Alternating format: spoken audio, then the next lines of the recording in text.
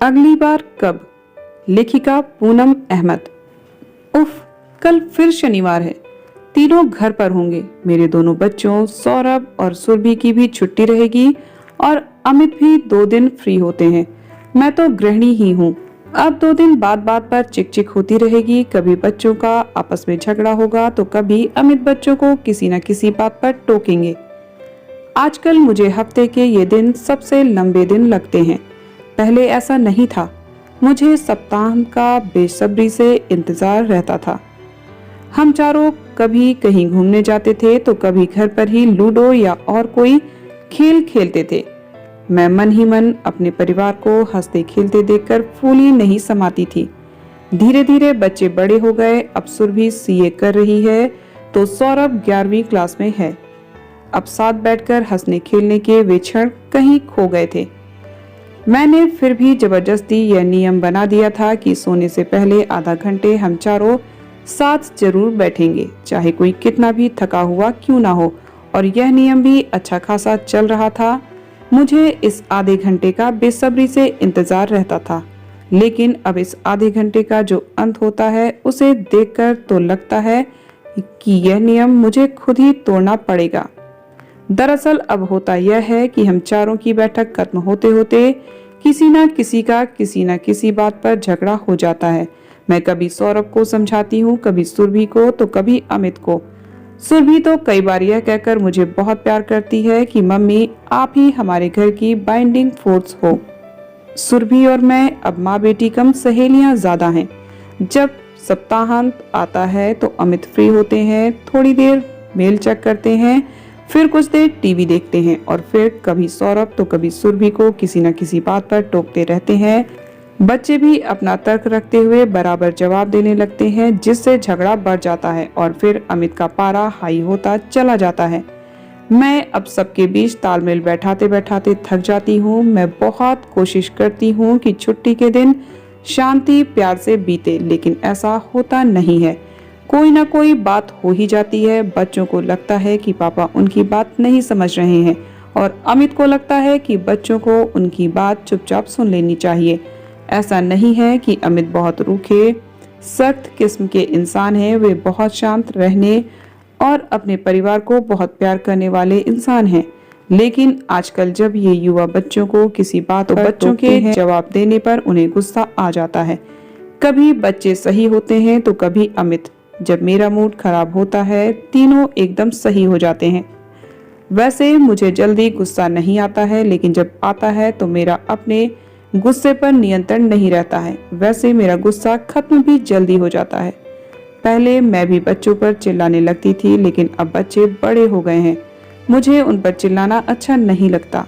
अब मैंने अपने गुस्से के पलों का यह हल निकाला है कि मैं घर से बाहर चली जाती हूँ। घर से थोड़ी दूर स्थित पार्क में बैठ या टहल कर लौट आती हूँ। इससे मेरे गुस्से में चिल्लाना फिर सिर दर्द से परेशान रहना बंद हो गया है। लेकिन ये तीनों मेरे गुस्से में घर से निकलने के कारण घबरा जाते हैं और होता यह है कि इन तीनों में से कोई ना कोई मेरे पीछे चलता रहता है और मुझे पीछे देखे बिना ही यह पता होता है कि इन तीनों में से एक मेरे पीछे ही है।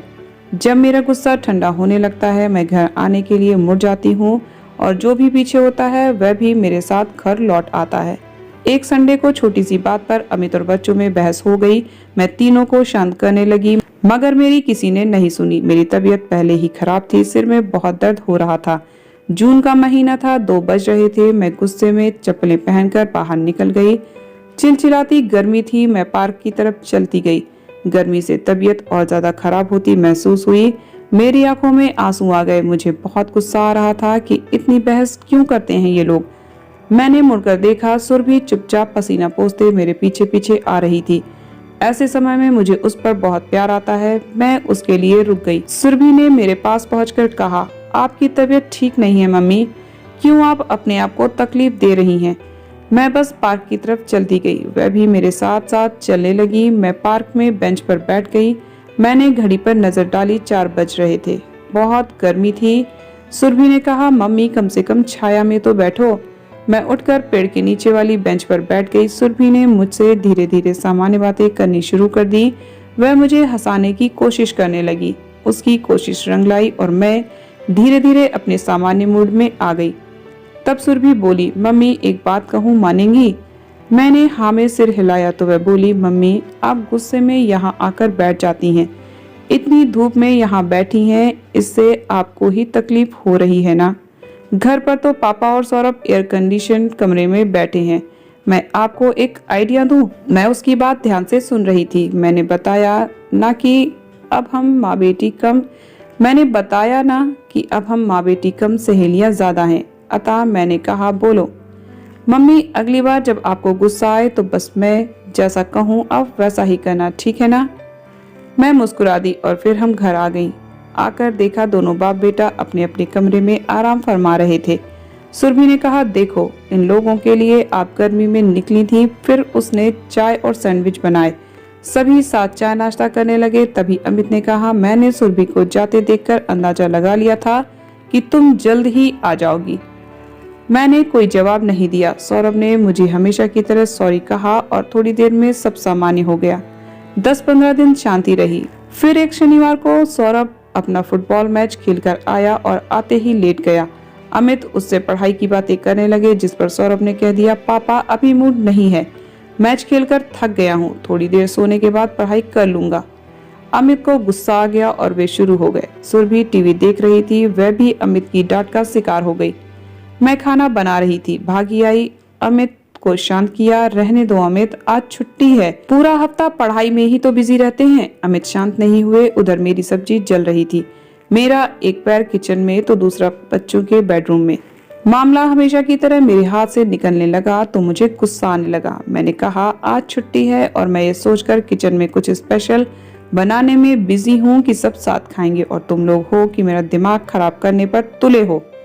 अमित सौरभ को कह रहे थे, मैं देखता हूँ अब तुम कैसे कोई मैच खेलते हो। सौरभ रोने लगा। मैंने बात टाली, चलो खाना बन गया है, सब डाइनिंग टेबल पर आ जाओ। सौरभ ने कहा, अभी भूख नहीं है, समोसे खाकर आया हूँ। यह सुनते ही अमित और भड़क उठे। इसके बाद बात इतनी बढ़ गई कि मेरा गुस्सा 7वें आसमान पर जा पहुंचा। तुम लोगों की जो मर्जी हो करो, कह लंच छोड़कर सुरभि पर एक नजर डालकर मैं निकल गई। मैं मन ही मन थोड़ा चौंकी भी। क्यों मैंने सुरभि को मुस्कुराते देखा, आज तक ऐसा नहीं हुआ था। मैं परेशान हूँ और मेरी बेटी मुस्कुराए। मैं थोड़ा आगे निकली तो सुरभि मेरे पास पहुंचकर बोली, मम्मी आपने कहा था कि अगली बार मूड खराब होने पर आप मेरी बात मानेंगी। हाँ, क्या बात है? मम्मी आप क्यों गर्मी में इधर उधर भटके? पापा और भैया दोनों सोचते हैं आप थोड़ी देर में मेरे साथ घर आ जाएंगी, आप आज मेरे साथ चलो, कहकर उसने अपने हाथ में लिया हुआ मेरा पर्स मुझे दिखाया। मैंने कहा, मेरा पर्स क्यों लाई हो? सुरभि हंसी, चलो ना मम्मी, आज गुस्सा एंजॉय करते हैं। और फिर एक ऑटो रोककर उसमें मेरा हाथ पकड़ती हुई बैठ गई। मैंने पूछा, यह क्या है, हम कहाँ जा रहे हैं? और मैंने अपने कपड़ों पर नजर डाली। मैं कुर्ता और चूड़ी पहने हुए थी। सुरभि बोली, आप चिंता ना करें, अच्छी लग रही हैं। वंडर मॉल पहुंचकर ऑटो से उतरकर हम पिज्जा हट में घुस गए। मैं हंसी तो सुरभि खुश हो गई, बोली, यह हुई ना बात, चलो शांति से लंच करते हैं। तभी सुरभि के सेल पर अमित का फोन आया। पूछा, नेहा कहाँ है? सुरभि ने कहा, मम्मी मेरे साथ हैं, बहुत गुस्से में हैं पापा, हम थोड़ी देर में आ जाएंगे।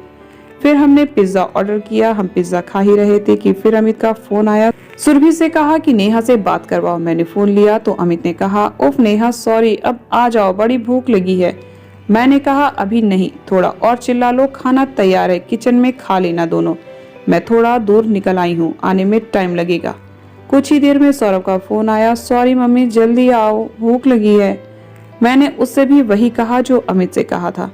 पिज्जा हट से हम निकले तो सुरभि ने कहा, चलो मम्मी पिक्चर भी देख लें। मैं तैयार हो गई। मेरा भी घर जाने का मन नहीं कर रहा था, वैसे भी पिक्चर देखना मुझे पसंद है। हमने टिकट लिए और आराम से फिल्म देखने बैठ गए। बीच बीच में सुरभि अमित और सौरभ को मैसेज देती रही कि हमें आने में देर होगी, आज मम्मी का मूड बहुत खराब है। जब अमित बहुत परेशान हो गए तो उन्होंने कहा कि वे हमें लेने आ रहे हैं। पूछा, हम कहाँ हैं? तब मैंने ही अमित से कहा कि मैं जहाँ भी हूँ शांति से हूँ, थोड़ी देर में आ जाऊंगी। फिल्म खत्म होते ही हमने जल्दी से ऑटो लिया। रास्ते भर हंसते रहे हम, बहुत मजा आया था। घर पहुंचे तो बेचैन से अमित ने ही दरवाजा खोला। मेरे कंधे पर हाथ रखते हुए बोले, ओह नेहा इतना गुस्सा, आज तो जैसे तुम घर आने को तैयार ही नहीं थी। मैं पार्क में भी देखने गया था। सुरभि ने मुझे आंख मारी। मैंने किसी तरह अपनी हंसी रोकी। सौरभ भी रोनी सूरत लिए मुझसे लिपट गया। बोला, अच्छा मम्मी, अब मैं कभी कोई उल्टा जवाब नहीं दूंगा। दोनों ने खाना नहीं खाया था। मुझे बुरा लगा। अमित बोले, चलो अब कुछ खिला दो और खुद भी कुछ खा लो। सुरभि ने मुझे देखा तो मैंने उसे खाना लगाने का इशारा किया और फिर खुद भी उसके साथ किचन में सबके लिए खाना गर्म करने लगी। हम दोनों ने तो नाम के कौर ही मुंह में डाले। मैं गंभीर बनी बैठी थी। अमित ने कहा, चलो आज से कोई किसी पर नहीं चिल्लाएगा, तुम कहीं मत जाया करो। सौरभ भी कहने लगा, हाँ मम्मी, अब कोई गुस्सा नहीं करेगा, आप कहीं मत जाया करो, बहुत खराब लगता है। और सुरभि, वह तो आज के प्रोग्राम से इतनी उत्साहित थी कि उसका मुस्कुराता चेहरा और चमकती आंखें मानो मुझसे पूछ रही हो, अगली बार आपको गुस्सा कब आएगा। तो दोस्तों, आपको ये कहानी कैसी लगी कमेंट करके जरूर बताइएगा। इसी तरह की ढेर सारी कहानियों के लिए चैनल को सब्सक्राइब जरूर कर लीजिएगा। मिलते हैं नेक्स्ट वीडियो में एक और नई कहानी के साथ। तब तक आप सब हंसते रहिए, मुस्कुराते रहिए, खुश रहिए। Bye bye, take care.